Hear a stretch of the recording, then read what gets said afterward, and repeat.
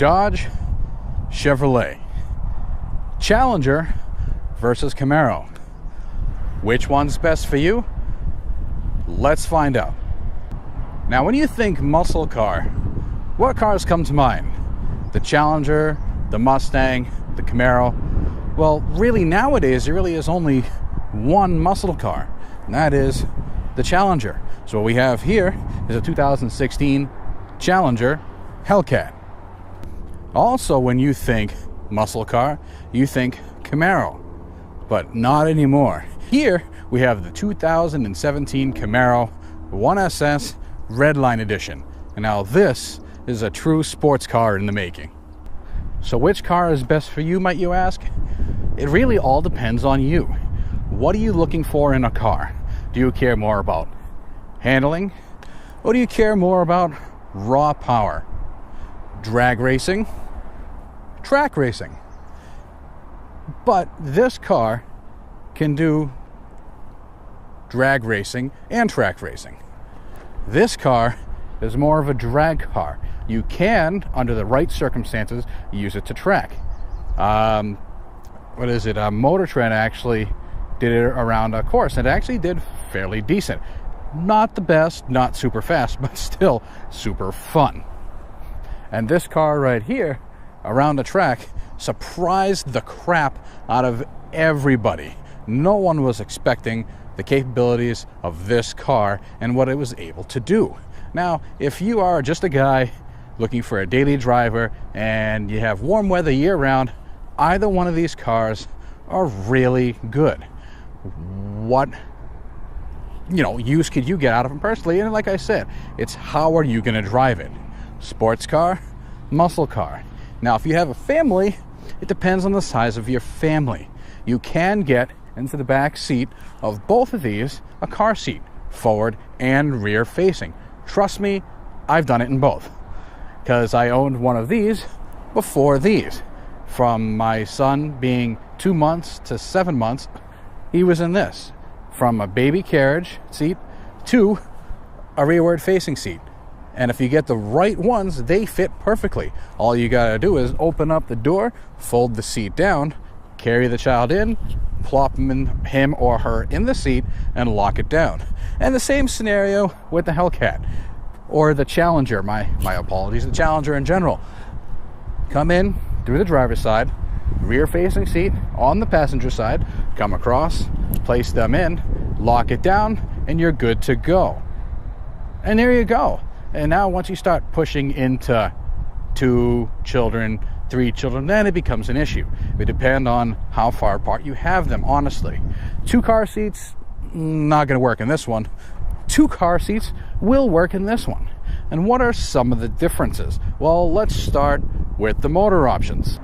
Now in the Camaro, you've got 4 engine options. You have the 2.0 liter 4-cylinder, and you also have the 3.6 liter 6-cylinder, and the 455 horsepower, 455 foot-pound of torque 6.2 liter V8. And if that wasn't enough, out of the LT1, you have an LT4 supercharged 6.2 liter V8 with 655 horsepower and 645 foot-pounds of torque. They didn't really want to match the Z06, but, well, it does it anyways. Maybe off by about 10 pounds-feet of torque, but still, on the track, you wouldn't notice it. Now with the Challenger, you also have 4 engine options. You don't have a 4-cylinder, but you do have a 3.6 liter V6 engine, just like in the Camaro. Puts out a little less horsepower, about 305 to the 325, I believe it is in the V6. And in the 4-cylinder Camaro, you get 275 horsepower. Now, also in the Challenger, you have the coveted 5.7 V8. That is a bomb-proof motor that they've been making for years now, about over a decade, I believe. So also another option is the 6.4 liter SRT Hemi V8. producing 485 horsepower and 475 foot-pounds of torque. And the highly coveted 6.2 liter supercharged 707 horsepower Hemi V8. Phenomenal. Phenomenal. However many nominal words you can think of, it's that many nominals in this motor, in this car. This platform is incredible. Now, what are some of the downfalls to each of these cars? Now, the biggest issue I find with any of the Dodge Challengers is tire size. They're not big enough. Front, rear, left, right, I don't care. All of them should be bigger. The Hellcat tends to come with 275s all around. That is not enough. You bump the front end up to a 295, even in the V6. I mean, come on, that'll help it out big time with the corners. Not that it's bad in the corners, but it's not this car right here. Now, in any of the V8s, with the exception of maybe the 5.7 liter, they all slip the rear tires. As soon as you put your foot to the floor, they break loose in manual and or automatic, depending on how you have the traction control set up. That's fun unless you pull up next to one of these. But if it's a rolling race, Challengers usually 9 out of 10 times, depending on the driver, gonna take it. Am I biased? Maybe, but I still love both these cars. And in this car right here, I would have to say, in comparison to its counterpart, would be the horsepower rating. Give this car an extra 50, 60 horsepower, bump it up to over 500. Well, you know, they have the ZL1 for that, but not everyone can afford that. The Hemi 5.7 comes with 485 horsepower, as to where this comes with 455. On a rolling race, from what I've seen and experienced, the Challenger takes it 9 out of 10 times. This ride tends to be a little harsh, unless you have the magnetic ride suspension, which adjusts as you're going. It adjusts to the road around 1,000 times a second, which is pretty damn good if you ask me. Now, the interior space on both these cars depends on how you look at it. The front cabin space on this is actually pretty comfortable and gives you a decent amount of headspace. In the Challenger, from what I've noticed, because I wear a top hat, I actually had a little bit more headspace in the Camaro versus the Challenger, and that's because of the roof design and the chair placement. The seat actually does go up and down in the Challenger, but not in the Camaro. So the adjustability on that is a little difficult. Plus, I don't know in all models, but in my Hellcat, you can't move the pedals forward and back, but you can in the Camaro. Now, in the back seats, do not expect to fit anyone above 5'2" comfortably in the back seat of the Camaro. In the back seat of the Challenger, my dad is 6 foot, 6'1" on a good day. Fits into the back seat. 3 seats in the back, 2 in the front, 5-seater. 2 seats in the back, 2 in the front, 4-seater. Depends on how many people you're going to be carrying around. If you're looking for a cruiser that you're going to go, long distances on, carry your friends and stuff in, I would definitely go with the Challenger. The Camaro, you can still do those things, just not as comfy. Now, the Camaro throws its weight around pretty good. It's about 400 pounds lighter than last generation Camaro. And it feels it. It actually handles very good. It goes down the road very well. Goes into the corners amazingly. It handles. It's a good handling car. And in this Redline edition, it just sets it off. It just looks gorgeous. And in the Challenger, it's more supple, if we could use the word. Supple. It's a lot more of a calm ride.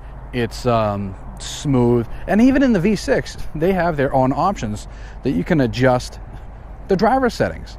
This, you have sport, track, touring, and snow and ice. This one does not have a snow and ice, but it does come with better tires for snow and ice. And it also, if you get the V6 all-wheel drive, snow and ice, what? Can't hear you, trust me. That car in the snow and ice is phenomenal. That all-wheel drive system, which is all-wheel drive 90% of the time versus the rear reverse that. It is rear-wheel drive 90% of the time versus the all-wheel drive 10% of the time. It only kicks in when you need it, depending on angle of the car, speed, temperature, and what track settings, or just settings in general, that you have it on. That's the only time the all-wheel drive system kicks in. This, no all-wheel drive. So if you're anyone like me and your house is at the bottom of a hill and you need to get out on the factory run flats, you are not going anywhere. Either get some snow tires or put the car away. Now let's go with trunk space. Now, if you're someone that likes to travel and you take a lot of stuff with you, the Challenger is going to be much better. The Camaro, though it's no slouch in the trunk department, not saying that it's big, but for, you know, a cross-country cruise, you will be able to do it as long as you pack light. Now, it's got a total of 9.1 cubic feet of storage, as to where the Hellcat has 16.2 cubic feet of storage in the trunk. That is nearly double.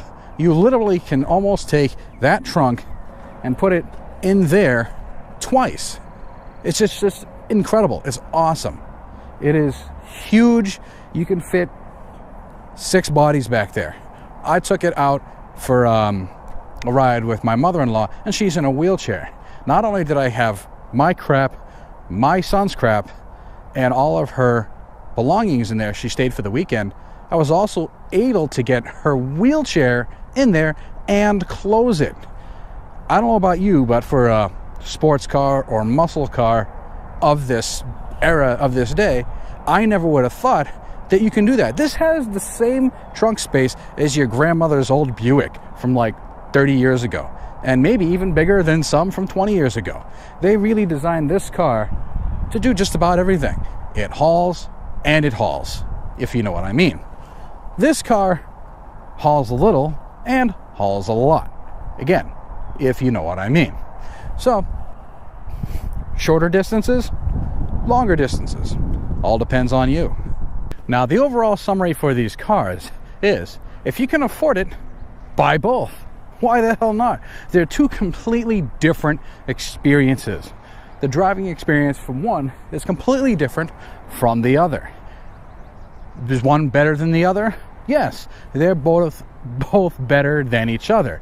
Just depends on the situation. This one you have more confidence going in and out of the corners, as this one you have more confidence in a straight line. Does that make a big difference to some people? Yeah. Does it make a big difference to a lot? No. The average person that's taking these cars out and driving them are never going to reach the limits of either one of these two cars. Plus, you have the different models, from the 4 to the supercharged to the 6 to the supercharged. So you have someone in pretty much every bracket that's looking for a good sports car. As I said earlier, Dodge is the only company to make an all-wheel drive sports car, muscle car. So, is what it is. Can't get the all-wheel drive in this. Fun as hell. 8 or 9 months out of the year?